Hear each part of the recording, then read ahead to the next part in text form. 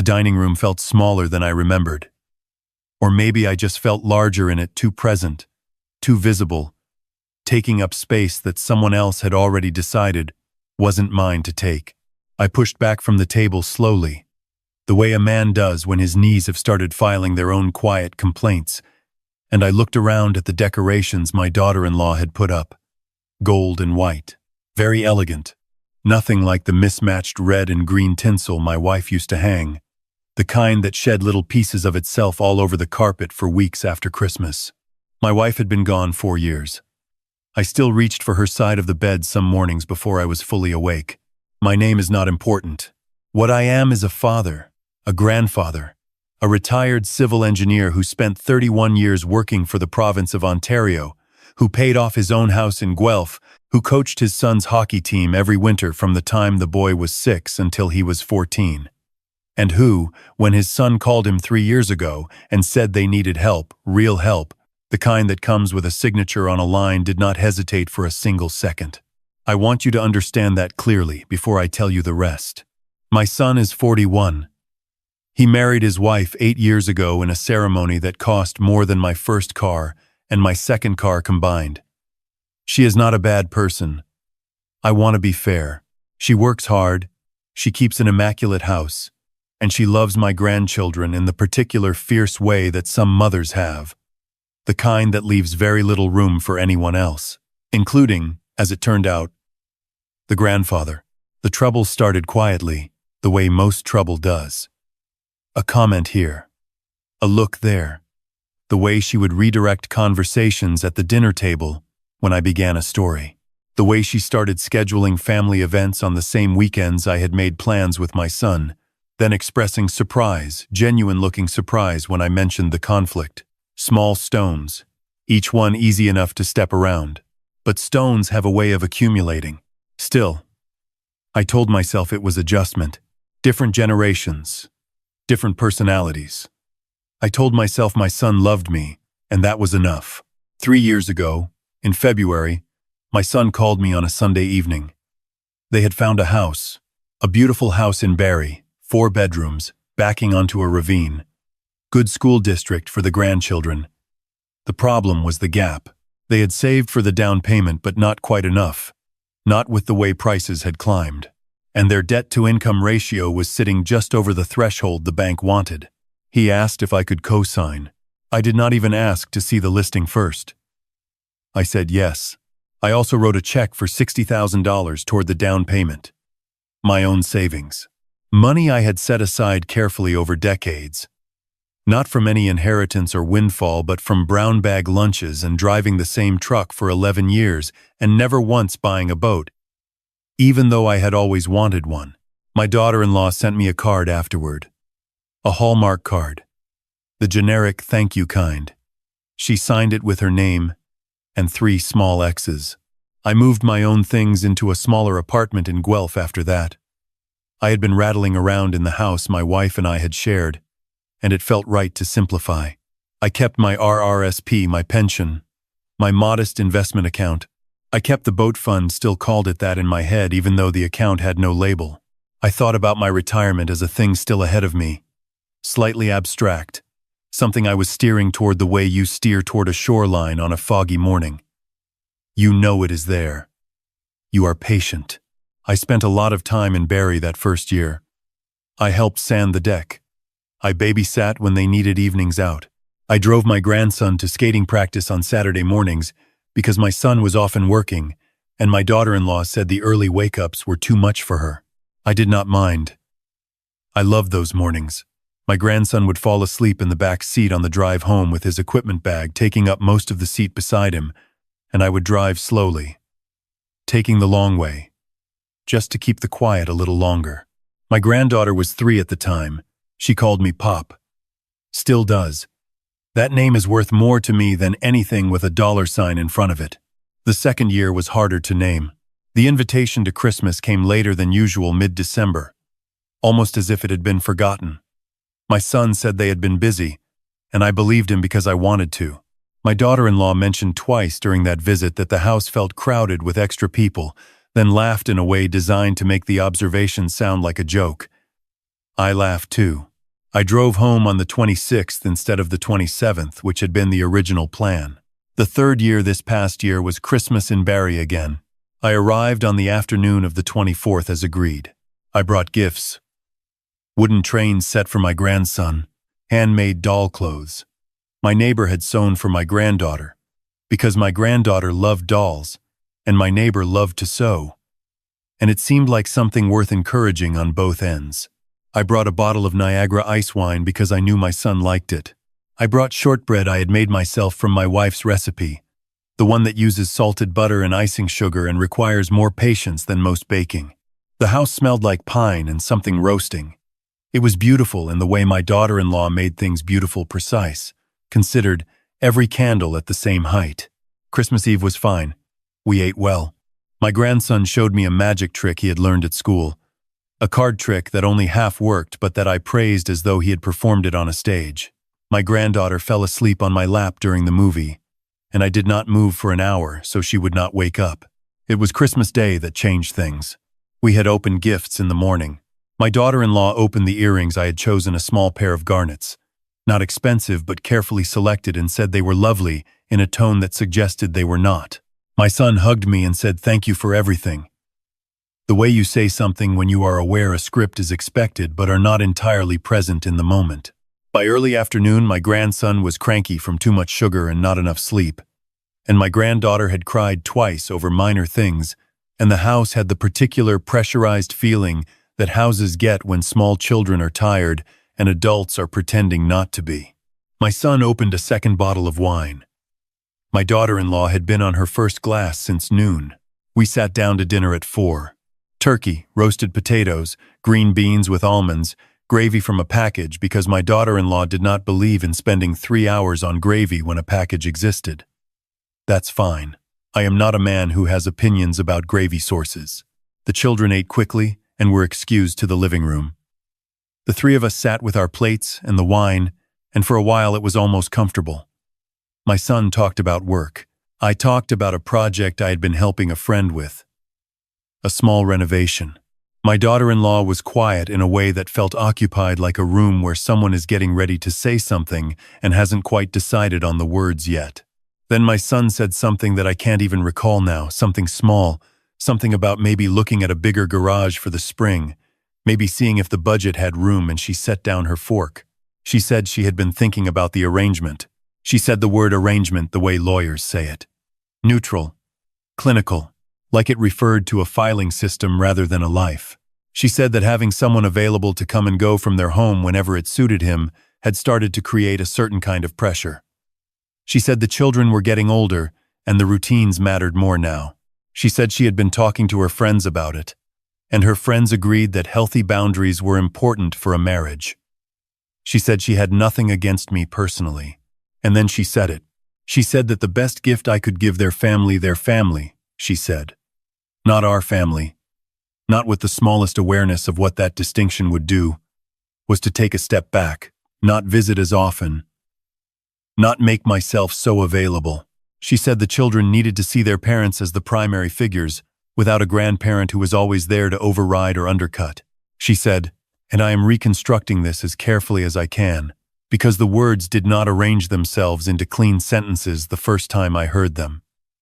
She said that sometimes the kindest thing a person could do was recognize when they were no longer needed and simply make room.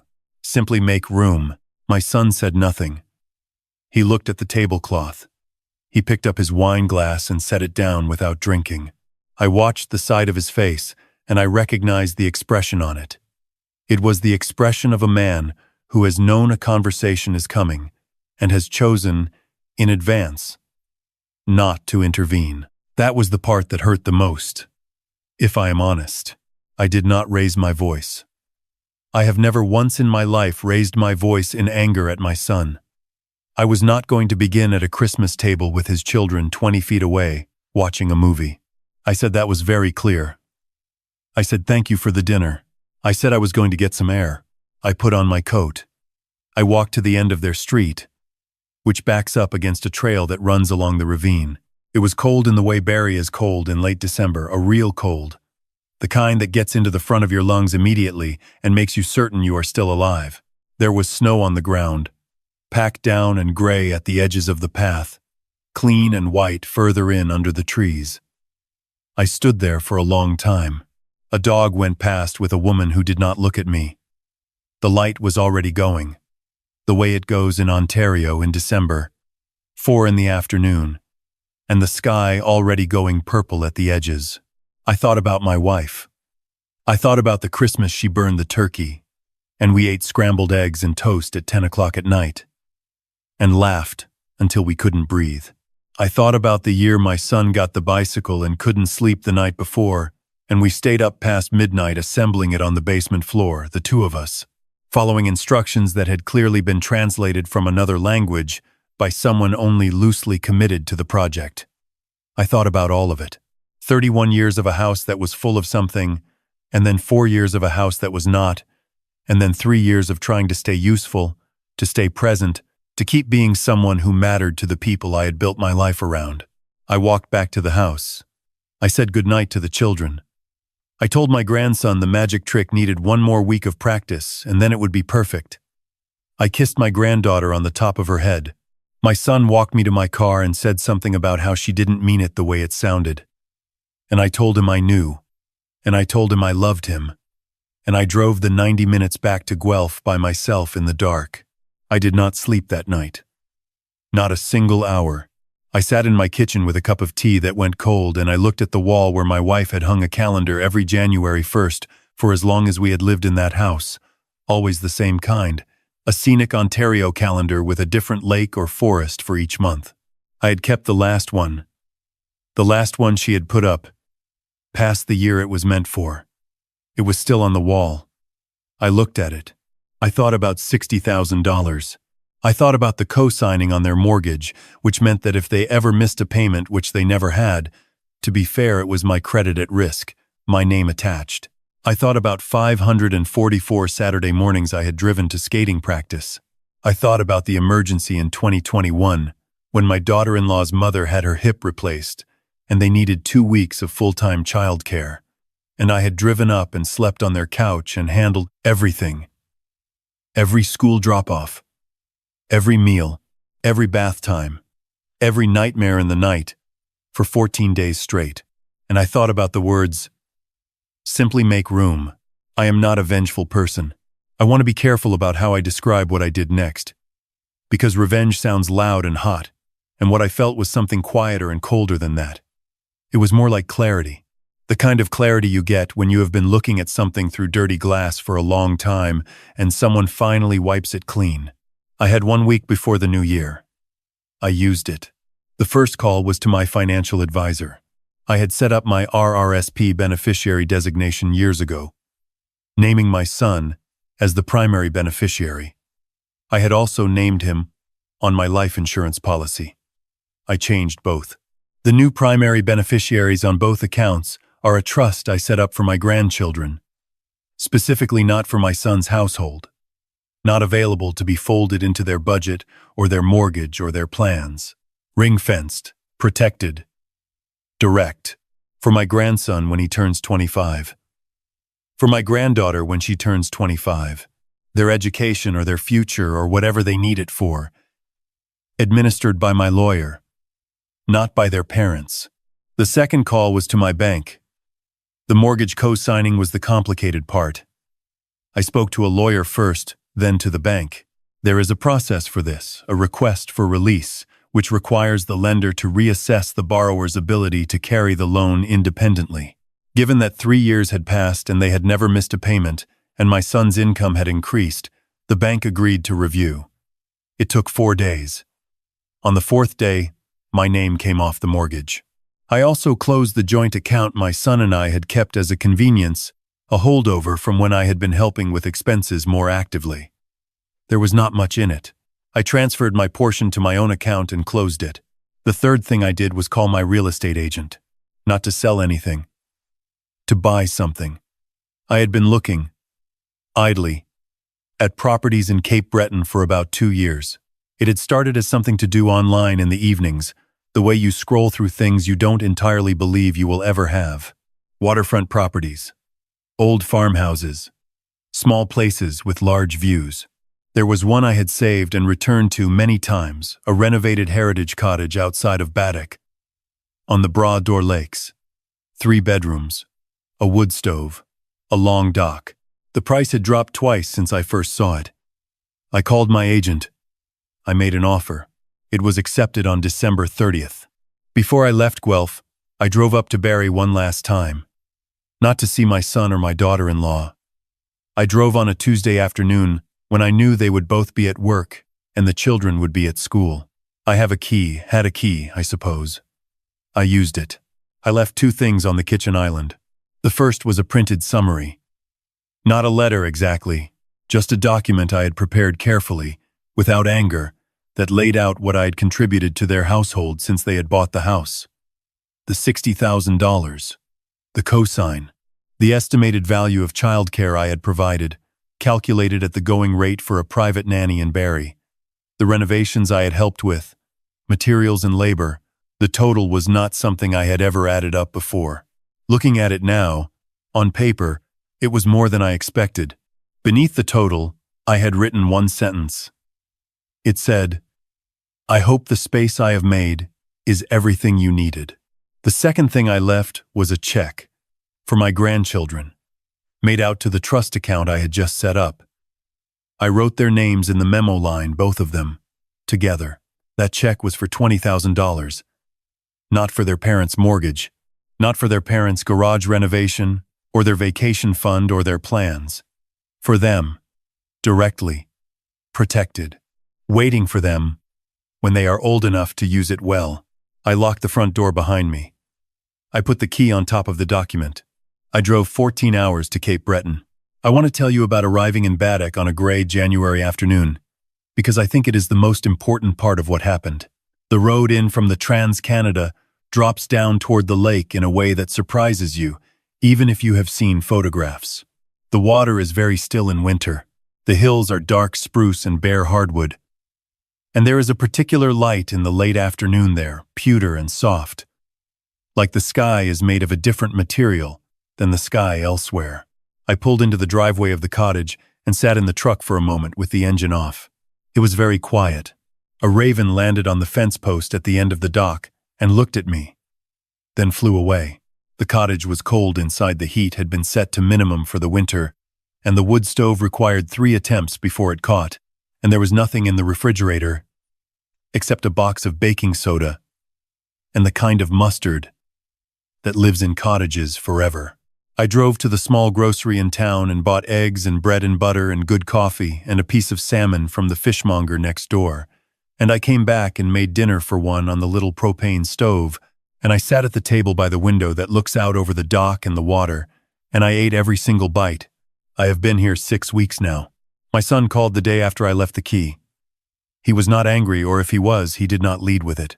He sounded, more than anything, like a man who had understood something about a situation only after the situation had already changed. He asked if I was all right. I told him I was. He asked where I was. I told him Cape Breton.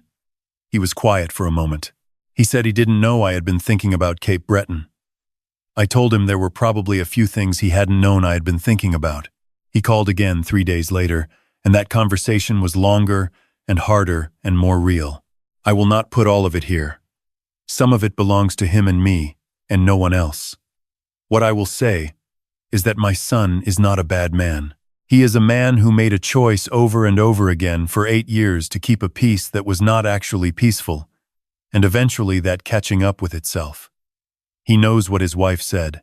He knows what I left on the counter. He knows what the document said the total was. He cried on the phone. So did I.